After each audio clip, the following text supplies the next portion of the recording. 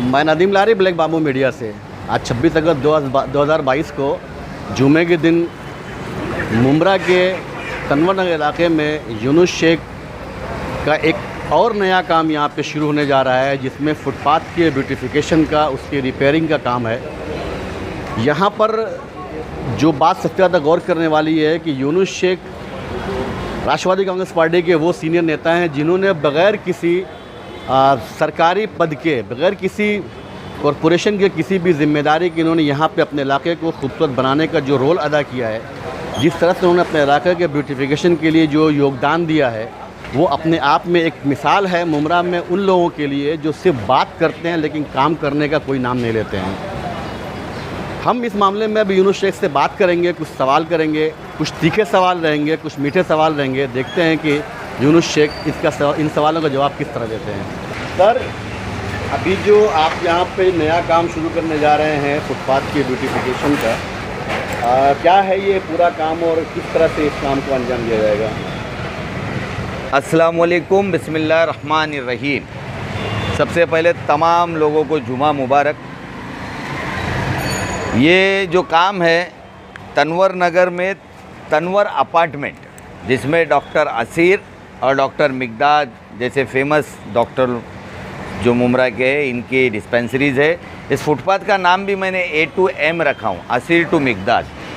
तो इसको अभी हम लोग बनाना शुरू कर रहे हैं।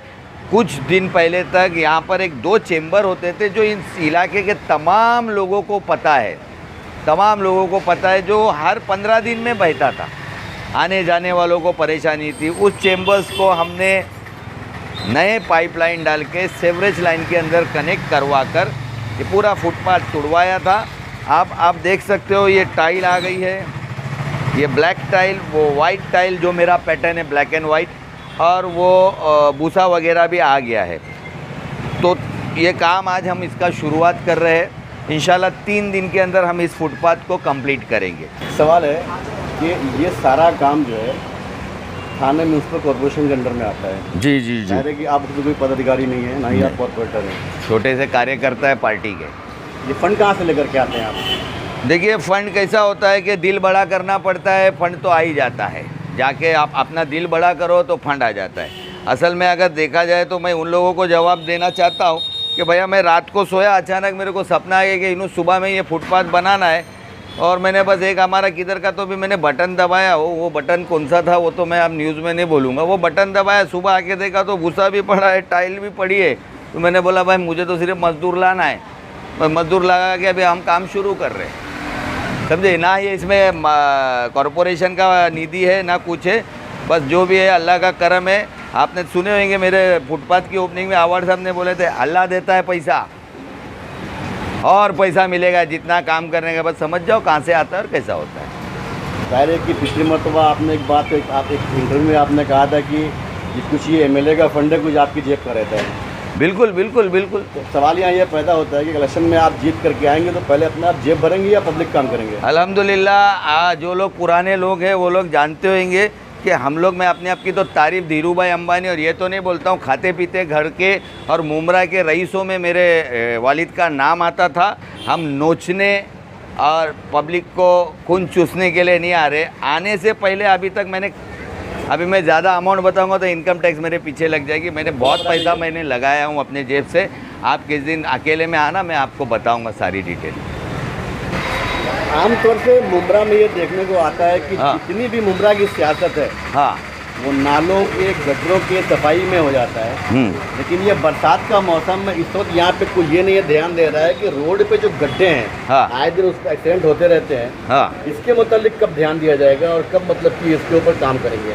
बारिश में खड्डे भरे हुए होते हैं, वो अपनी स्पीड में, अपने जोश में, पता नहीं कभी कोई अकेला होता है, कभी कोई उसके फ्रेंड्स पीछे होते हैं, उनको दिखाने में ऐसा चला रहा हूँ, उसमें जाके गड्ढे में गिरते, खुद का भी नुकसान कराते और पीछे बैठे वाले का भी नुकसान कराते। तो बारिश में ये चीज़ को आप जो है इग्नोर करो। ये बाइक ही इग्नोर करो, मैं तो बोलता हूँ। अल्लाह ने अगर दिया इस्तेदाद, गाड़ी लो, उसमें जाओ, कोई भी, जाने में कोई प्रॉब्लम नहीं है। इंडिया है, सब कोई किधर भी जा सकता है, सबको अथॉरिटी है। मगर अपने आप सिक्योरिटी भी तो ज़रूरी है। और कुछ रोड के गड्ढे नहीं भरेंगे, लेकिन बाइक छोड़ देगा आदमी, चलेगा नहीं, गड्ढे भरेंगे ना, मगर ये बारिश में गड्ढे भरे नहीं जाते क्योंकि पानी वापस गिरता है, फिर वो गीला हो जाता है, फिर गड्ढे होने शुरू हो जाते हैं। आप देखो, मैं देखता हूँ हिंदुस्तान के अंदर आप सफ़र अगर कर रहे हो बाई रोड ना, तो दिसंबर में करो। बारिश में हुए हुए खड्डे सब अक्टूबर तक भर जाते, लेवल कर देते हैं। जो भी अधिकारी होते, संबंधित डिपार्टमेंट होता है, करता है, गड्ढे तो रहते ही है। और कैसा है कि इसको बंद करना अभी ये तो अभी हमारे बस की बात नहीं, हम तो एक छोटे से कार्यकर्ता। साथ ही साथ मैं मेरे सहयोगी लोगों को भी ये भी बोलना चाहूँगा कि भाई आप जो है वो एजुकेशन पे ध्यान दो, ड्रग्स पे ध्यान दो अपने इलाके में खास। साथ ही साथ आजकल हर जगह चाइनीज़ हो रहा है, वो दूध वाला दूध खोल रहा है, ये कर रहा है। वो दूध वाले के दूध को कभी आपने फूड डिपार्टमेंट में कंप्लेंट करके चेक करो। सिर्फ गाढ़ा दूध देख लेने से वो दूध में ताकत है ऐसा नहीं है। गाढ़ा दूध देख लिए और वो बोले कि भाई ये दूध वाला नहीं, उसको आप इंक्वायर करो। अरे आज गाढ़े दूध पी के भी लोग गिर के उनकी हड्डियाँ टूट रही है, क्या क्या हो रहा है। तो ये सारी चीज़ें गटर, नाला, सफाई, ये तो बहुत छोटी चीज़ है। मैं चाहूँगा कि आज के नए लोगों को भी कार्यकर्ताओं को जोड़ना चाहिए और काम पे ध्यान देना चाहिए, ना कि एक दूसरे को उंगली करे और अपना अपना पट्टा पकड़ के काम करो।